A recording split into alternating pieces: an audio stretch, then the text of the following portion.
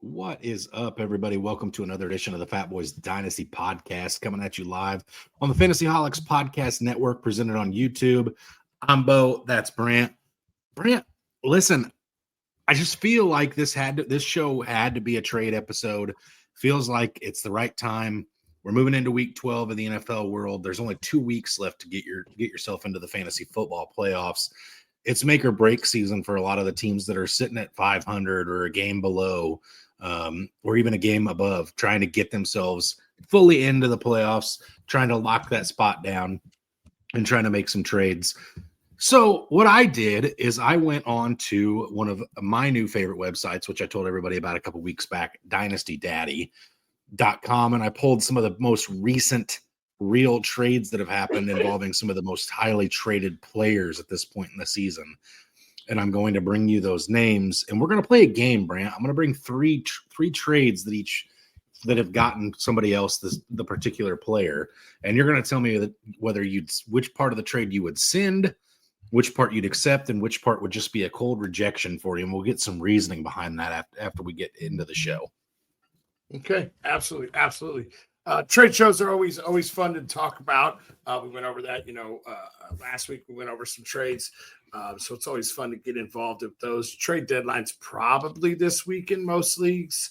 And like you said, we're right around the corner from the fantasy playoffs. So I had a few strength of schedules that might shock some people that maybe you want to bury on your bench, some of these players, or handcuffs or receivers that might still be out on the waivers. So I'm going to go over a few strength of schedules after we go over a few trades too. So and then we'll talk about that Thursday game a little bit, not too much. But I'm super excited to talk about this show. And like you said, you and me we kind of didn't know a topic to go over. So we're like, well, let's just banter back and forth with some trades.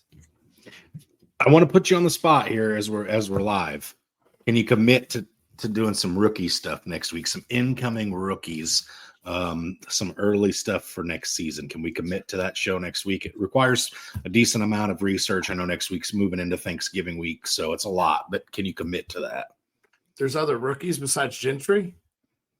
And Travis Hunter, and I want to go with some of the guys that maybe aren't super well known. Maybe talk about some of the little more relatively unknown players. Yeah, I should be able to. It shouldn't be too big of an issue.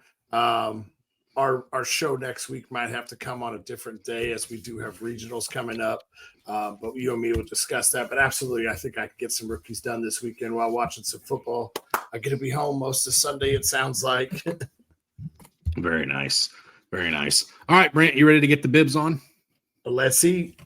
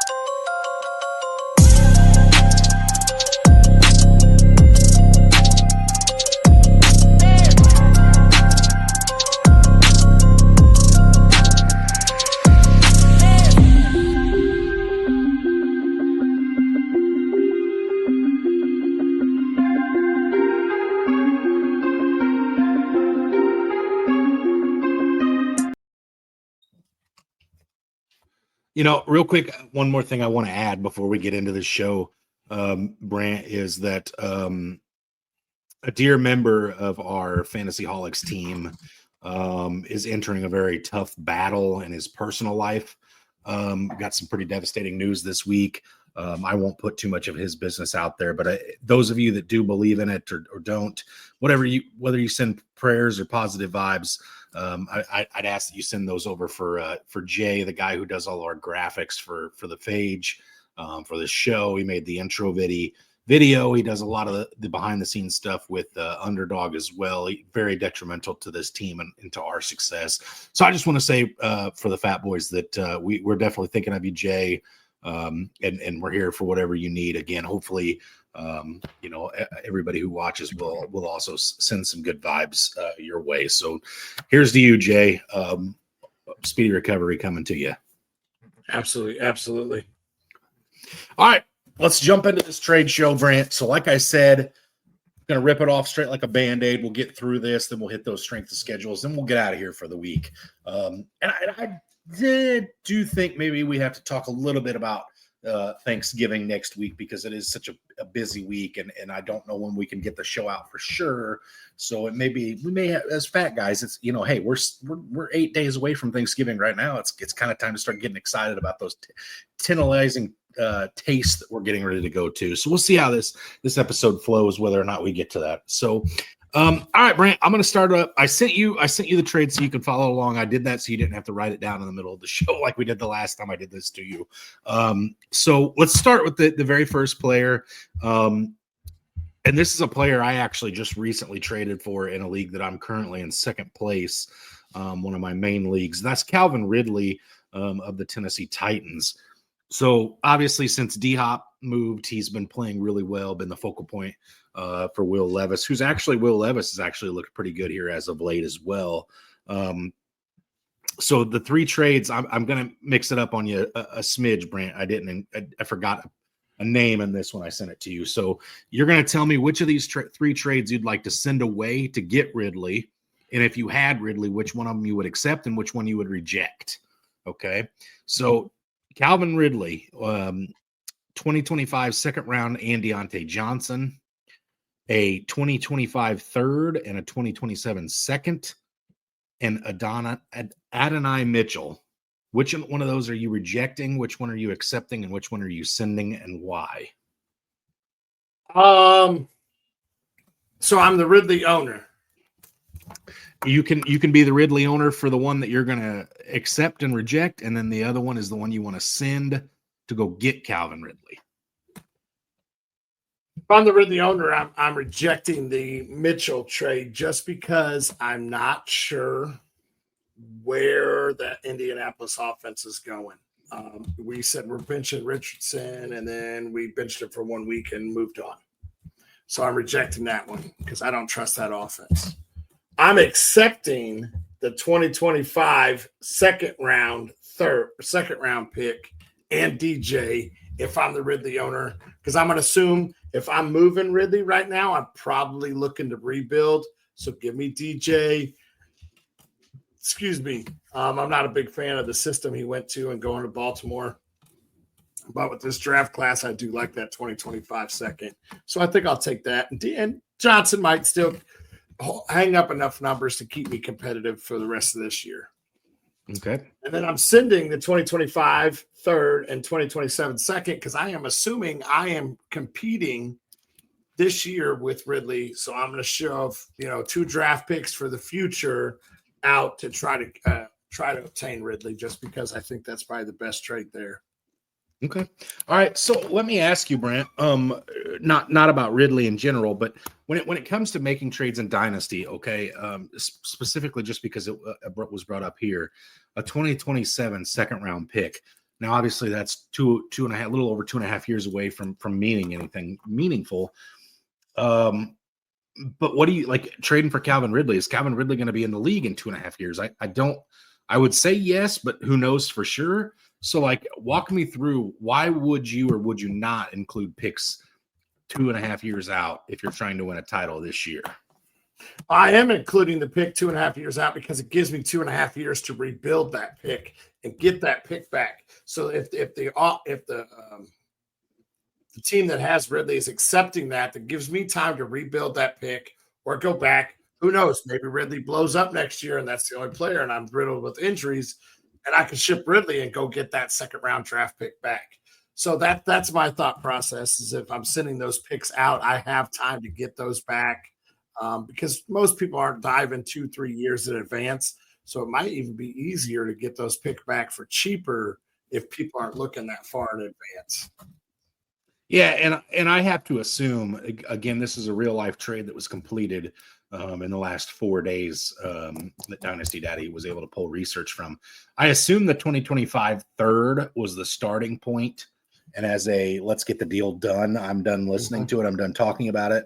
That 2027 second got included. But I agree, Brent. I think, and I don't know as though Calvin Ridley is necessarily that guy because the offense is still bad. I think he's got a chance to be a really good player in a bad offense. However, I'm not sure that that makes you enough of a win now team to justify this, because if you can guarantee a top 3 finish in your league, or better yet, if your team is so far ahead in a way better than everybody else, and this one player gives you that flexibility at wide receiver to make a deep run, then I think trading future picks beyond this year is very acceptable, because most of us will do anything to win a championship in our home leagues and to have that bragging rights over our buddies. But I just wanted to get into a real small caveat about those future picks, because again, not everybody plays Dynasty, and some people might be going, why the hell would I care about a 2027 draft pick? Well, again, if I'm selling Calvin Ridley as a team that I'm not competing this year, maybe I'm looking at my roster and I'm going, next year probably isn't it either. Let me have some ammo to compete in the future and to have something further to chase down the road. So I just wanted to get into that really quick. So absolutely.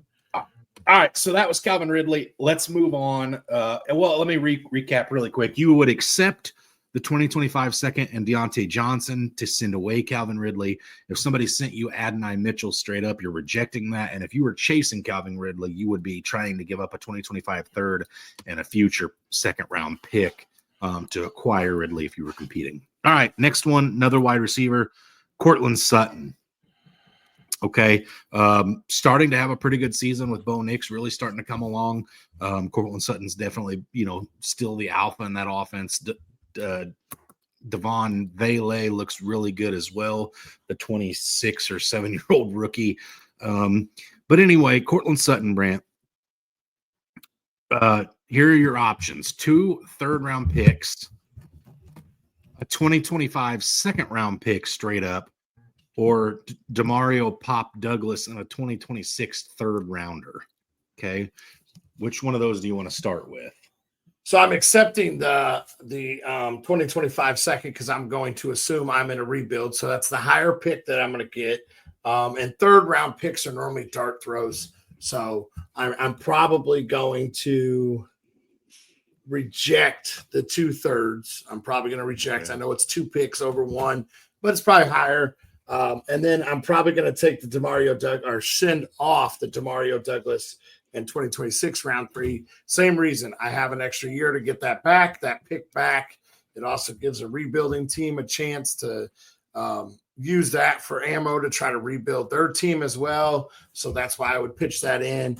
And I believe in the Bo Nix train and what they're doing there in Denver. So I'm willing to give up Douglas because I'm not completely sold on New England yet, because that offense it's still New England in my mind. So we just have to wait and see over the last few years. So I'm not completely sold on that yet. Okay. All right. Move right along here. Let's go into one of the hottest names in fantasy right now. This player is on a bye week. So it's a little crazy to me how many trades there were with him. There was more trades involving this player in the last 4 days than any other player on this list, Brant.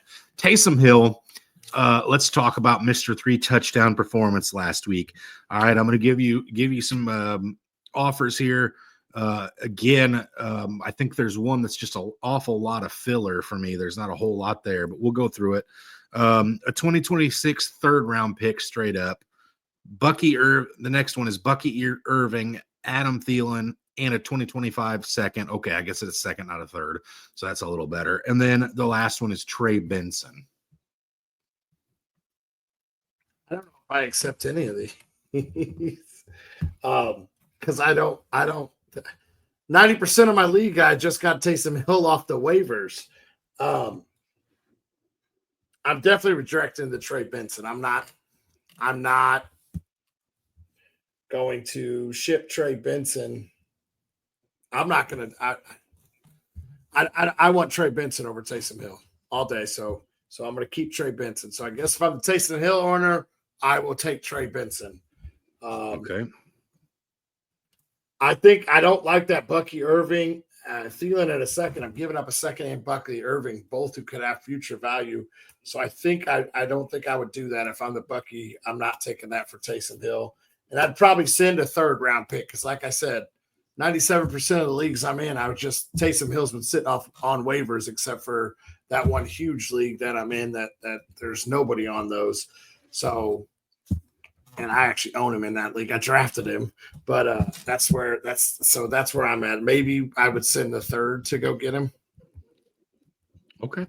All right. Like I said, it's probably interesting that he was probably, like I said, the most trades out on him this week, or in the last 4 days specifically. And he was probably the number one guy off waiver claims in most leagues this week. I'd have to look into that a little bit, but I would be willing to bet there was a lot of, hey, I'm picking him up. I see 4 other people try to put in claims. Let me send some offers out and see what people are willing to give me to get him. So there you go. I think I agree. And I want to just touch on this really fast. That Trey Benson one's really interesting to me because the Saints are going to be in absolute cap purgatory next year and the year after probably. And let's be honest, let's call Taysom Hill what Taysom Hill is. He's a flash in the pan every year, and then he disappears, and we don't hear from him again. And every year, the fantasy community, we roster him at the beginning of the season. He doesn't do anything forever. He gets hurt. We drop him. All of a sudden, he goes for 40 points. Everybody's wasting their number one claim on him. He's good for another week, and then he disappears into the sunset. It's a rinse and repeat kind of thing with Taysom Hill. So, again, I'm not saying he's somebody you should be going out to get for your end-of-season push. He was just specifically one of the most traded for, or the most traded for player on that list, Brant. Now, here's one I absolutely do think is worthy of going to pick up if you're making that push and you need a running back. That's James Conner, Brant. So this one I'm excited about this one. These are super flex trades, by the way. I need to put in for all of these. They've been super flex. It hasn't mattered until this one because it's the first time you're going to have a quarterback. James Conner for DJ Moore, a 2025 second. And Bryce Young, who's finally starting to get on track in Carolina. I would take all those, and I would acquire James Conner over all of this. So I would accept every single one of these if I'm the one getting James Conner. Understandably, I have to be in a good quarterback situation to ship Bryce Young, which I assume I was if I'm competing because he got benched for so long. DJ Moore just doesn't look like he's fitting with Caleb Williams all that great. Rome's coming on strong, so I'll go ahead and get rid of him before it gets tougher because they get in division. So they're about to see Detroit twice, Minnesota once or twice, Green Bay again. They have a tough schedule, so I don't know if I want anything to do with DJ Moore. So I would send that trade. I'm going to send DJ Moore to go get James Conner. That's the one I'm sending. Okay. I'll reject the 2025 second just for the sake of the game, and I would accept the Bryce Young if I'm in rebuild because it's Superflex. You're probably not going to get a quarterback, so I would accept the Bryce Young one.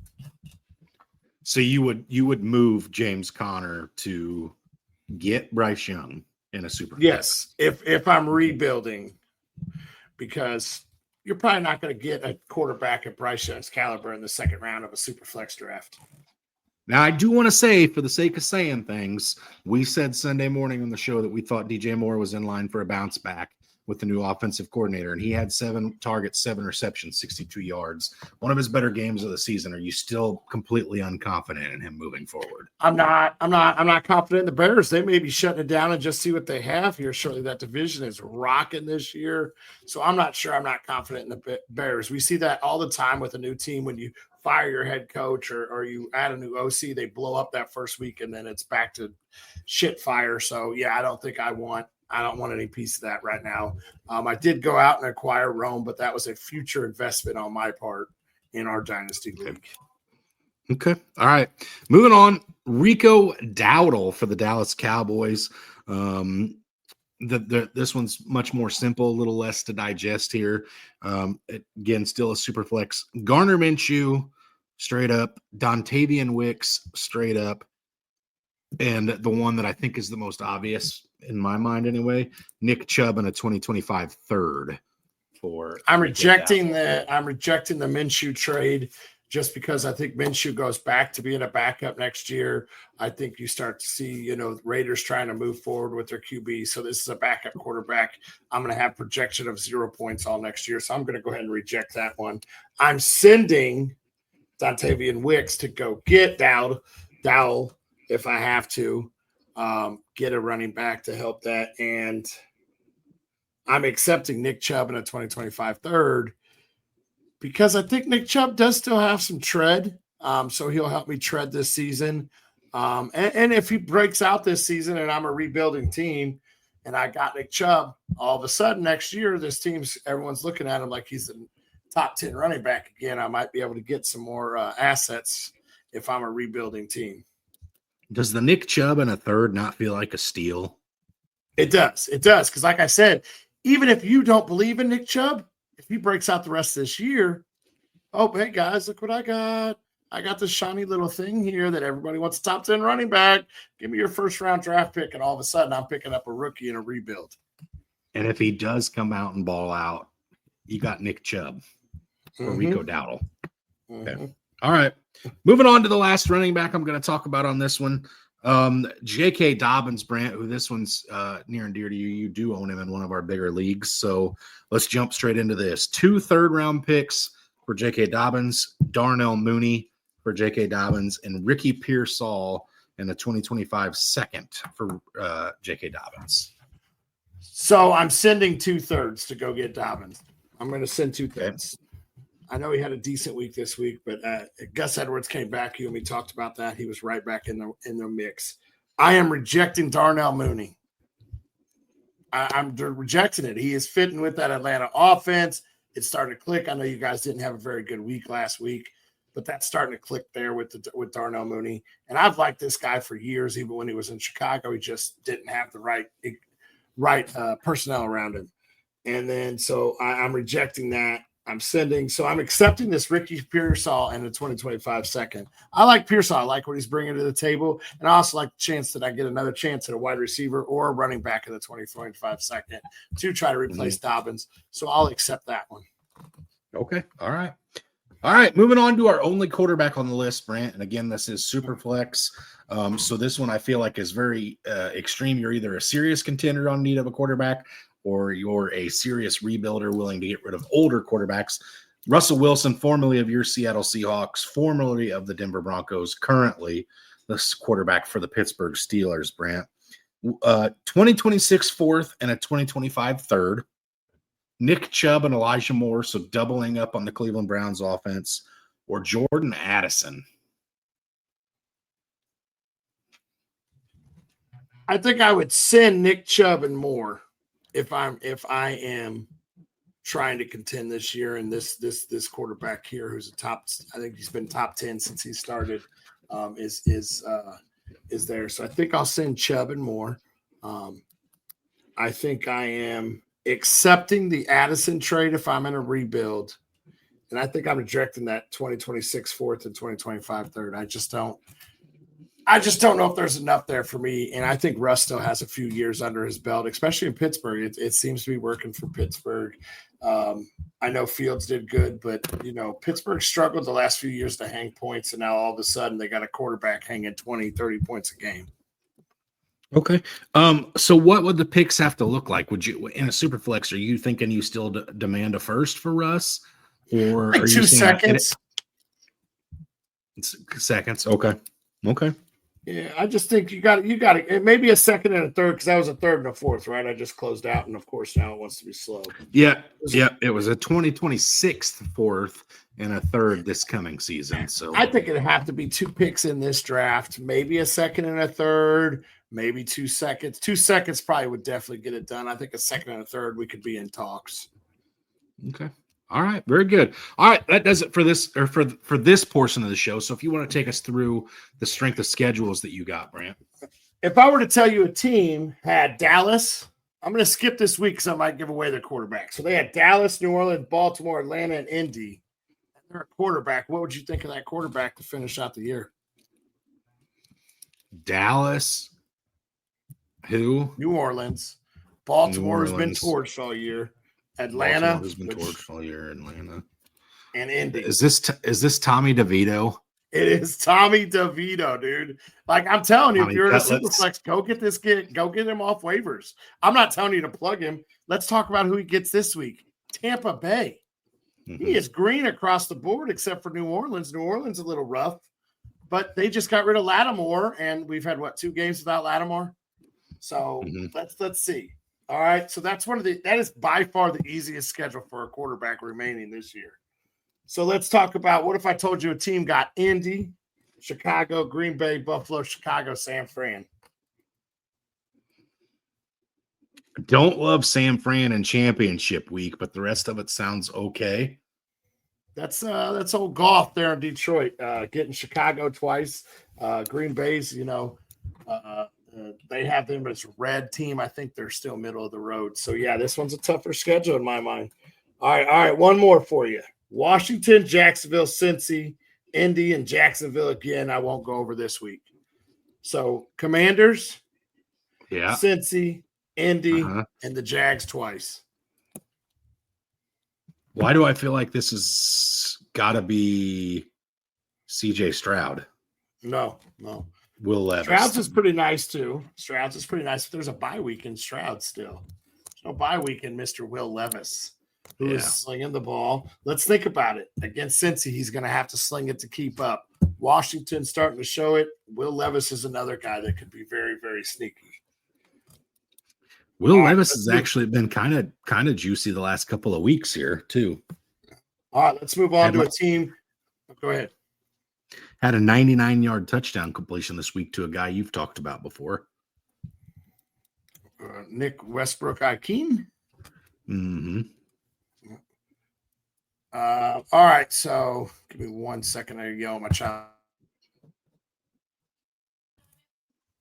Sorry, kid has to go pick up another kid. I got to make sure she can go. So let's talk about this one here. They see Minnesota, Seattle, New England, Carolina, and the Rams. This is a running back. This is a running back. They see Seattle, Carolina, Atlanta, and the Rams. Minnesota, Seattle, New England, Carolina, and the Rams. This is one of my favorite running backs to finish the year. Sounds like a really juicy playoff schedule to me. Yeah, that's James Conner and Trey Benson, which I've talked about multiple times. These are guys to go get right now. These are great. He kicks it off against my Seahawks this week. So this is another one. How about this one? This one here. I want to put out. He does have a bye week. So Indianapolis, Arizona, Buffalo, and the Chargers. Rough championship week, but the rest is pretty nice. Chargers are decent right now, too. Still has a bye week. Mm-hmm. Could probably get him fairly cheap, even though he's been really decent. His name is still like everybody's wishy-washy on him. Is this J.K. Dobbins? No, not playing the Chargers week 17. He doesn't play himself. What? J.K. is one of the more wishy-washy names that I can think of. I'm trying to think of who else at the running back position has been wishy-washy. He has not. It's just his name has been. He has been fairly consistent in my mind. Hit me. Ramondre Stevenson. This is a great schedule for a team that's been leaning on the run. I think he's seen 20 carries at least the last 2 weeks. This is a nice schedule for Ramondre Stevenson moving up. And, his name has been pretty wishy-washy. So those are 2 running backs that I really like, or 3 running backs that I really like moving forward. Trying to find. Let's go to receivers here. We'll do receivers real fast before we sum it up. Baltimore, Atlanta, Kansas City, Tampa Bay, Denver, New England. Whoa.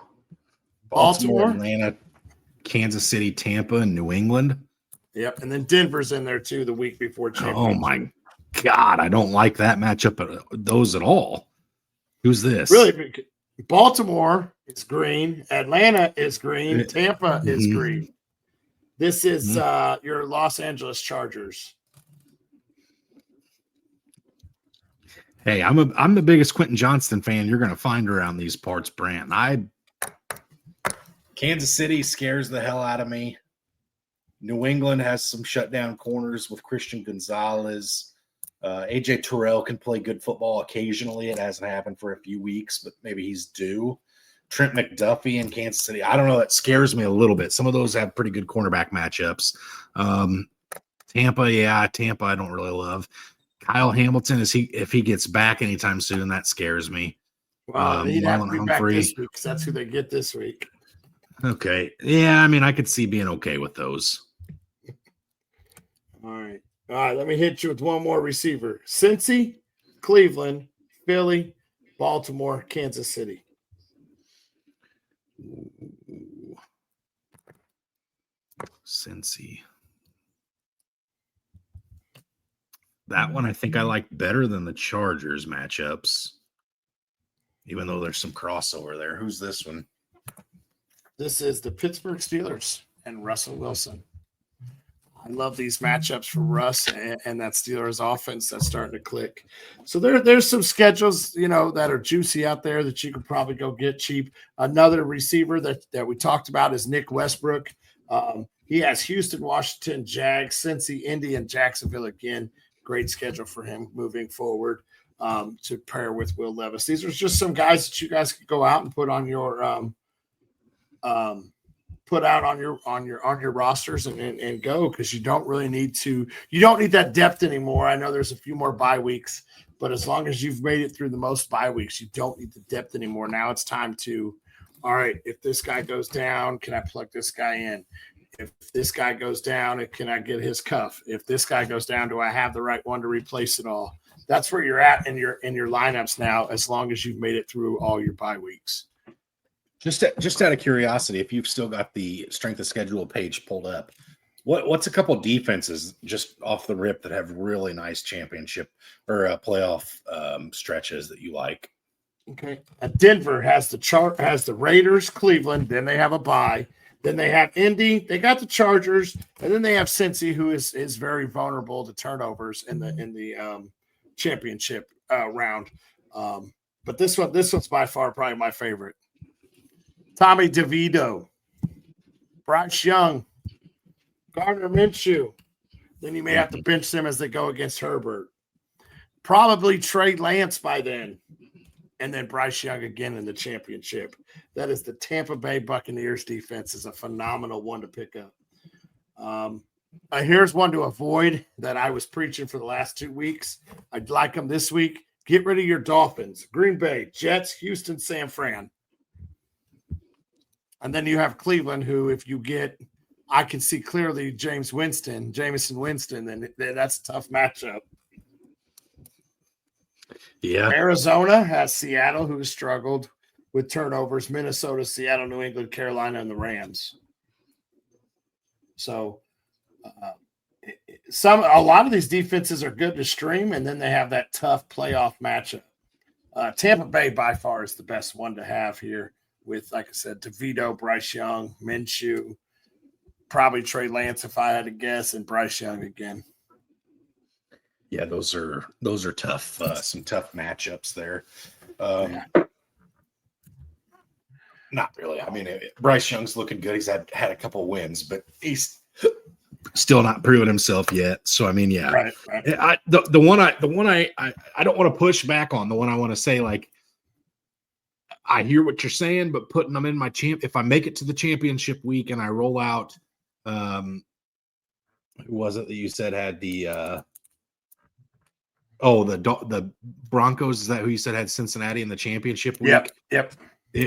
It would scare me an awful lot, even though I know Denver's been one of the premier defenses this year, to roll them out against the Cincinnati Bengals. If I make it to the championship week, I feel like, you'd be cutting some diamonds there potentially, because, man, Joe Burrow could throw 3 interceptions, but he could also throw for 3 touchdowns and 350 yards. Right. Now the question is, how much are they playing for at that time? True. They better get going if they're going to be playing for anything at that time. Right. All right. So I think that pretty well sums up this week. I know that we're going to be live Sunday morning. I'm, here this week. Brand's good to go. So Sunday morning is going to be a thing. We'll be live 10 a.m. Eastern time on Saturday. I do have my very first Thanksgiving this weekend on Saturday, so I'm excited to stuff my face already. But then I'm even more excited to get up and talk football with all of you guys. So I can't wait to see everybody Sunday morning, 10 a.m. Eastern time. Absolutely. Absolutely. Super excited. I love our start sits. I appreciate you joining me this week and not making me have to drag through it while you were in Denver. But I'm super excited for Sunday morning. Be prepared. I might be starting something on the Fatboyz page that some of you gamblers have seen. I might be starting to do that starting tomorrow. I'm going to talk to Big Fat Bo right after we get off the air to see if he'd be interested in me throwing this together. I had to come up with something. I didn't just want to go with Fat Bo, so Big Fat Bo. But I'm going to throw something out there at you and see what you like. But as always, stay hungry and stay fat, my friends.